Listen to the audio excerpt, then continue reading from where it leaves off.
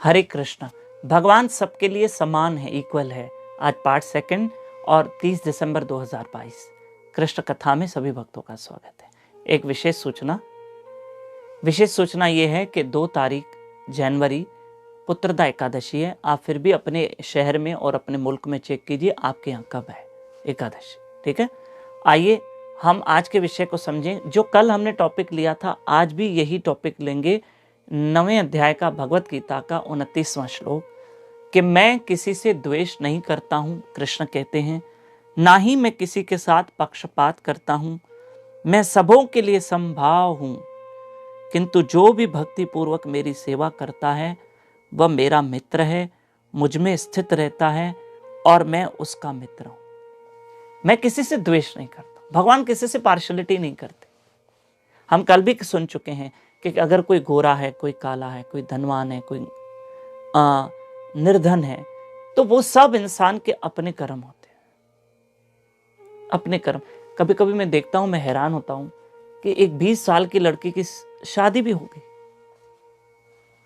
और कोई 28 साल की हो गई है, मांगलिक दोष है, ये दोष है, रिश्ते वापस जा रहे हैं। ये कोई भगवान की तरफ से पक्षपात नहीं, नहीं, ये सिर्फ और सिर्फ इंसान अपने उसके कर्म का ही कारण है। और देखो, लेकिन कृष्ण कहते हैं अगर तुम मेरी भक्ति करोगे तो फिर मैं तुम्हारा मित्र बन जाऊंगा। इसी श्लोक में स्टडी करना, इसकी अभ्यास करना।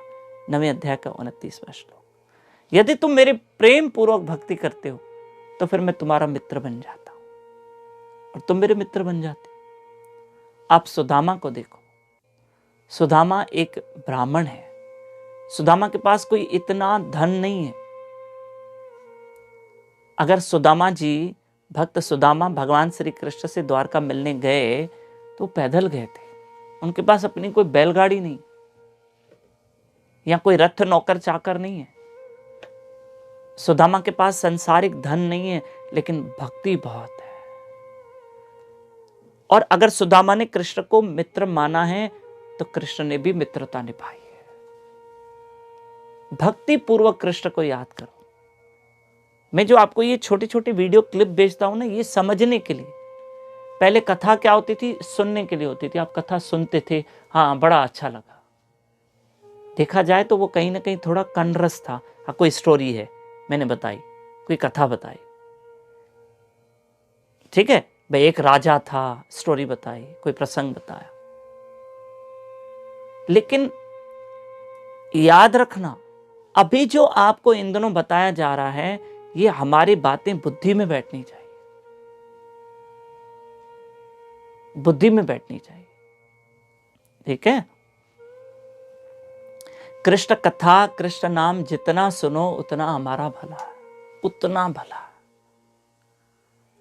अब सुदामा जी, जो उनकी पत्नी ने कहा था एक बार कृष्ण से मिलो, कृष्ण से सलाह तो करो कि मैं क्या करूं। कृष्ण से मिलने जाओ, दर्शन करने जाओ, और कृष्ण अपने भक्तों को देखते हैं और दया करते हैं। सुदामा जी, आप जानते हैं, चावल की पोटली लेकर एक चले हैं पैदल। 2-4 दिन की यात्रा करते करते सुदामापुरी से वो द्वारका गए। आपको पता है, वो द्वारका नगरी, जिस द्वारका नगरी में देवता कतार में खड़े रहते हैं, पंक्तिबद्ध खड़े हैं ठाकुर जी के दर्शन करने के लिए, उसी द्वारका में मेरे भाइयों और मेरे माताओं, उसी द्वारका में सुदामा जी पहुंचे हैं और उसका स्वागत भगवान कृष्ण ने किया है। स्वयं कृष्ण ने द्वारका के द्वार खोले हैं और देखा सामने सुदामा खड़े हैं और कृष्ण जाके आलिंगन करते हैं और रोते हैं।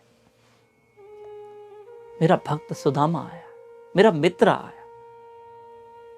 कौन कहते हैं भगवान दोस्ती निभाते नहीं? अरे तुम दोस्ती करके तो देखो, वो निभाएगा।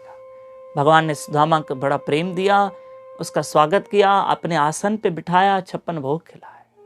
कृष्ण के मित्र बनना चाहते हो तो कृष्ण का खूब भजन करो। यही कृष्ण गीता में कह रहे हैं, हरे कृष्ण कृष्ण कृष्ण हरे हरे, हरे राम राम राम हरे हरे। खूब मेरे प्रभु का भजन करो, नाम सिमरन करो, इस शरीर से अच्छे कर्म हो, हाथों से किसी का भला हो। यही कृष्ण हमसे चाहते हैं।